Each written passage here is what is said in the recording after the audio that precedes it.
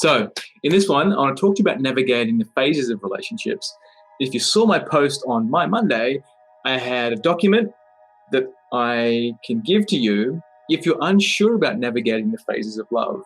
And why this is really important, and stay to the end of this, you'll most likely get some benefit out of it.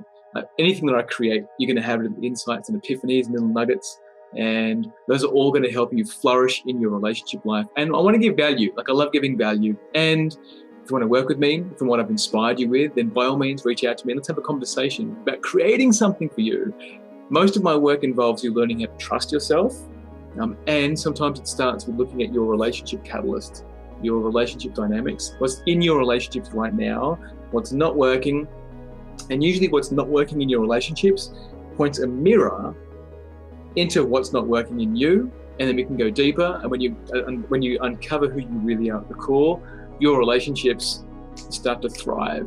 And that's what I want for you. That's what I want for humanity, is being able to have relationships that fucking work, right? So back to navigating the phases of relationships. Now, what I'm going to read from you is from the document, that we created. And there's a few phases, and the phases that I want to speak to, there's 5 phases. And the phase that a lot of people get stuck on is phase 4, which is the challenges and adaptation phase. And what can happen here is life happens, right? Sometimes you lose a job. Sometimes there's an unplanned pregnancy.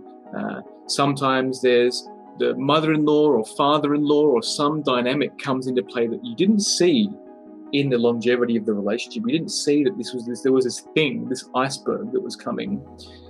And being able to navigate through adversity is fundamental in all areas of life, and it will impact us most in our relationships. Why? Because the person that we spend the most time with, if you're in a committed relationship, is going to have the most impact on your emotional well-being, which is why a lot of people prefer to be single.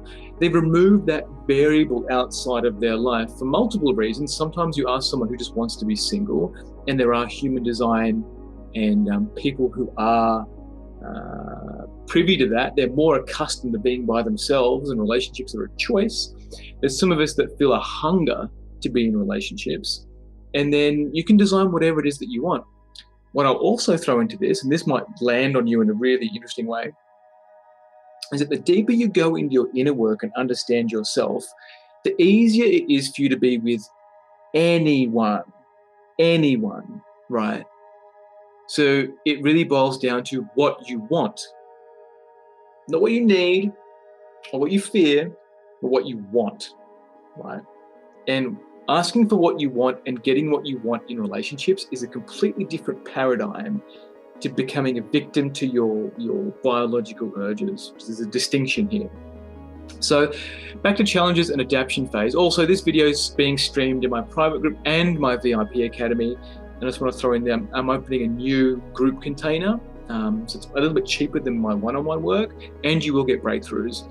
I usually have a great crew of people that the more you add into a group, the more you feel comfortable to share in a group, the deeper the breakthroughs are, especially if you're someone who's afraid of humiliation or tends to back-to-back just one-on-one work. Group work is another level of depth for you. Okay, back to phase 4, challenges and adaptation phase. Now, what else can show up here is not asking for help, right? When a crisis comes up, there can be, it triggers a childhood injury around, I need to do it on my own, especially if you're rigid. I need to do this on my own. I cannot rely on anybody else. I'm the one that needs to take care of this. I'm the one that needs to fix this. That can show up in other areas of your life, maybe in your career, where you're the one that everybody comes to.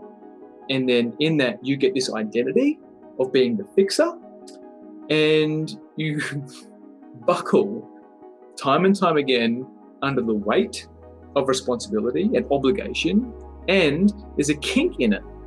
And by kink, I mean there's this juicy, I love it when people come to me. I love it when people come to me with all their problems and their issues. Like, let me fix it. I'll fix it for you.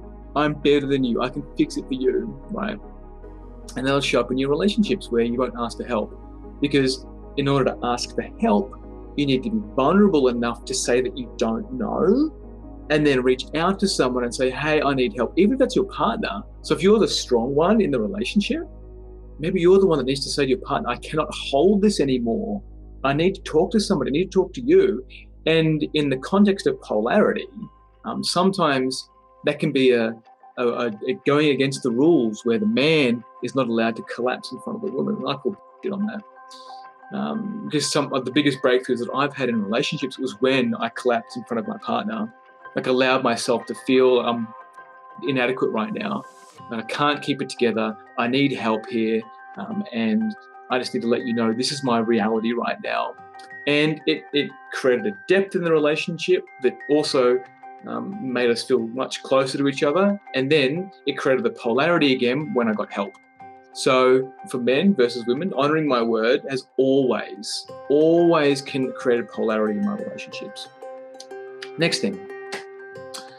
So when you navigate challenges together, it requires you to have a vision of the relationship. Where are you going? Where are you going? What are you doing? What do you want to create together? Okay. And if you're someone who's familiar with a lot of disappointment, and the disappointment injury comes up and doesn't allow you to see into the vision or into the future, then that's a childhood injury and needs to be addressed. It's an instinct injury. I'd also assert that you got into that relationship with a whole bunch of really quick whims and wishes, and it was like in the infatuation phase. If I come up to phase one, the infatuation phase, like it was so intense that you just believed everything that this other person was telling you. So all of your red flags and yellow flags just get pushed down in the grass, and you can't even see the field where you had all of your warnings of this person's not right for you, right? So what I'm reading for people, those that have joined me a little bit late, this is Navigating the Phases of Love, relationships, cheat sheet that I've created. So if you want the cheat sheet, put in the comments below that you like the cheat sheet and we'll get it to you. You will have, there's value in this. There's value in structure, knowing what exists out there. The classic example that I could give to you is, if you don't know what a trauma bond is, if you don't know what codependency is, if you don't know what abuse is, if no one's actually told you that, oh, you're in an abusive relationship, you will just stay in there. You will just get used to the misery and suffering, and you won't know that there's another world that exists for you. It's like how most Americans never leave America. The same thing in relationships. It's like you just get locked in and assume that's life because that's how mummy and daddy did it, that's how grandma did it, that's all how even your friends, so like will attract like. Your friends will have the same relationship dynamics that you have, and they will all reinforce this same model of mediocrity and abuse or lack of connection, or all that kind of stuff, right? So in that infatuation phase, like if you bombarded or if you come from a place of misery and this person suddenly fills you with light and adventure, and you don't confront the instinct injury of like what's really there, then the longevity of that relationship is most likely going to be this bilge and purge of highs and lows, and there won't be a solidarity in the middle for a foundation to deal with the stuff that comes up in the challenges and adaptation phase. So, it's the problem solving and teamwork. So if you've got the vision of the relationship, the problem becomes the focus instead of the partners becoming the focus. For example, say it's financial, okay? And one partner is freaking out about the finances because they don't have transparency over the finances. They just don't know. Right? They just don't know what's going on with the money. Money seems to be this crux issue in there. Money is a crux issue in their life, and money can be an issue, particularly on your points of view around wealth and wealth creation, and feeling safe. So if money and transparency is the issue, then let's talk to that instead of attacking the other partner for, oh, you're keeping secrets, oh, where's the money going? I'm concerned about how you're spending money. It's like all those things are valid. And if the common goal is, great, we want to have a long-term relationship where we are wealthy, when we can afford the things that we want to afford, that we want, everything that we want, right? Want is very different from need. Everything that we want, And the same for this money thing. What do we need? What do you need to feel safe? What's the level of transparency and honesty that you're going to need so we can grow in this together? And maybe that will require falling on some swords around your beliefs around money or the other partner's beliefs around money. So when there's a united front for the direction, and the direction needs to be reminded on a constant basis. I've got a vision board. Cassie, my partner, has a vision board. And then we've got a joint vision board for both of us of where we're going to go together. So all of these things are reminders of where we're going to go. And in summary, thank you for listening to this so far. In the summary here, when you're working with challenges and adaptations in the relationship, then having a vision is a really important place to go. And if you're someone who's been constantly disappointed by your partners or not being met or expectations not being met, then I assert that there's something else going on in your relationship dynamic and the patterns of your relationship that's much deeper. And I'd say that there's a trusting in yourself that you're not embodying that I could help you with. So if you want this sheet, let us know in the comments. We'll get it to you.